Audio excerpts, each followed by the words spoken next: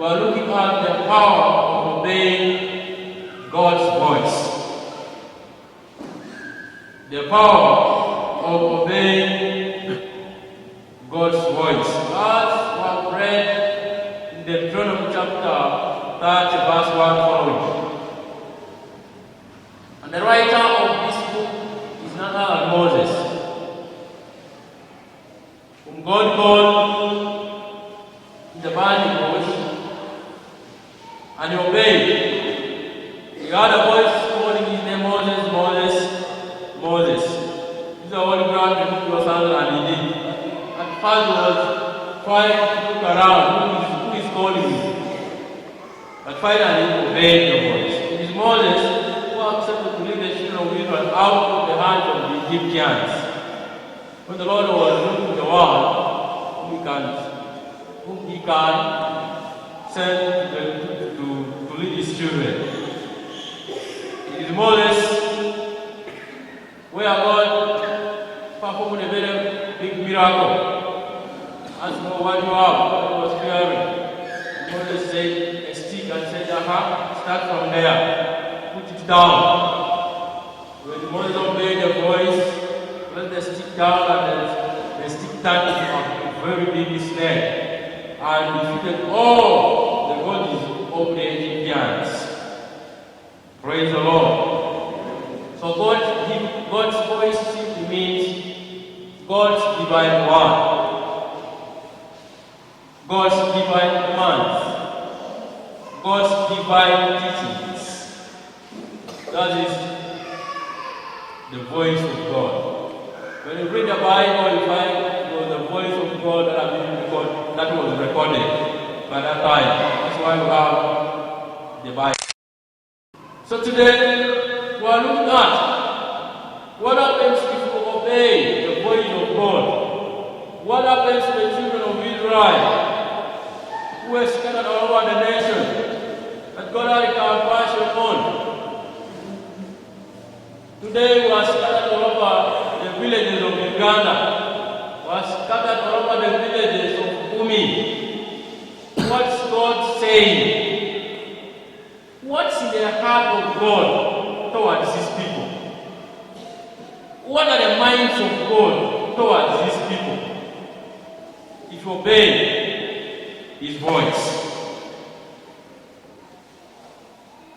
When we read verse 1, verse 2, we find out we see God telling us two things that he has set before us: a blessing and a curse.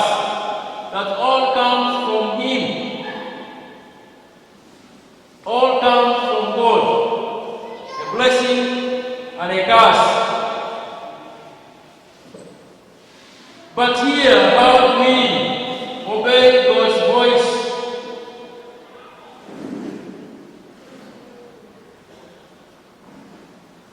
I have now given you a choice between a blessing and a curse.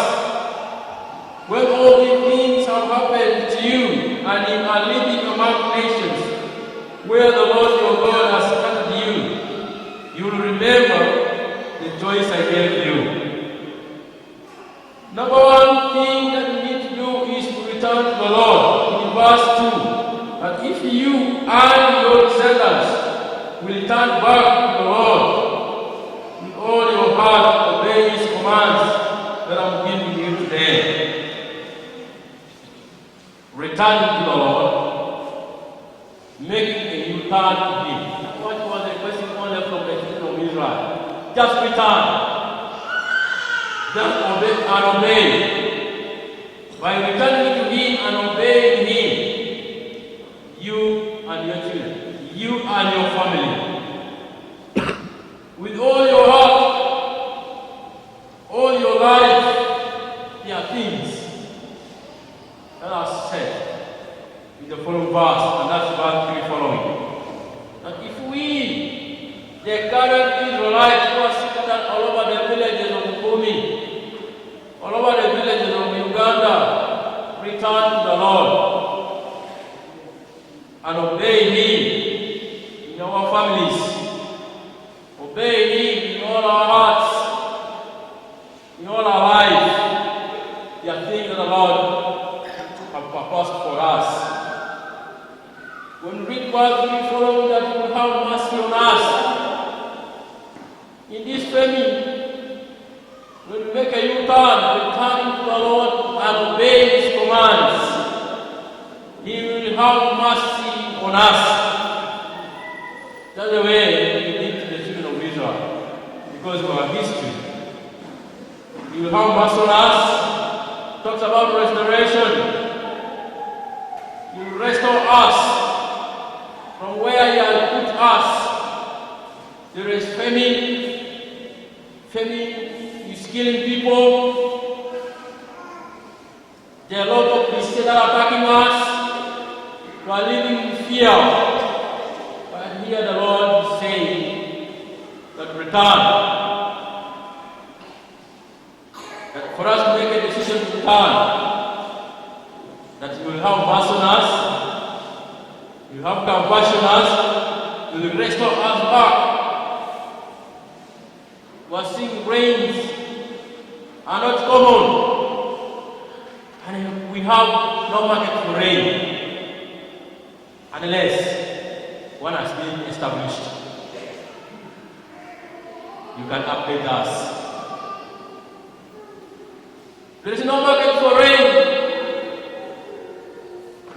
Here the Lord says, restore us. God is talking about prosperity. God will make us prosperous once again. All what we have lost, God is ready to restore it. To your family, to our community, the food that we used to have, the Lord will restore. That we need, that the Lord is challenging us to do, returning to Him and obeying Him. Full stop. The rest He will do and fulfill. God is talking about that we shall inherit the land of our ancestors, the land of our fathers. And wherever you are, wherever your home is, you're not the first to put that house there. You're not the first to take that garden. They were the first people who used it. The Lord is talking about doing good in verses 5 and making us more numerous. When you look at the population of last year and of this year, you find there is a variation, there is increment. So the plan of God to make these people add in number, to do good for His people. Verse 6, God is talking about circumcision, that He will circumcise your heart, circumcise the heart of your children. When you circumcise, when you obey the word of the Lord, the way we think will change. You used to think negatively, your thinking levels will change. You start thinking positively towards the development of things. That's the circumcision the Lord is talking about. Not using a knife, but editing your character, editing your speech, editing the way you think. That's the circumcision the Lord is talking about. The Lord is talking about turning curses into those who oppress you. When they speak against you, and yet you are doing the right things, the Lord is saying He will transfer the curses unto your oppressors, and He will bring the blessings that are supposed to have to add unto you. Praise the Lord. So there are two things that we need to do: returning to the Lord and obeying His voice. Praise the Lord. For your coming here, you obeyed His command. You obeyed His voice. You made a decision to come and His temple to worship Him.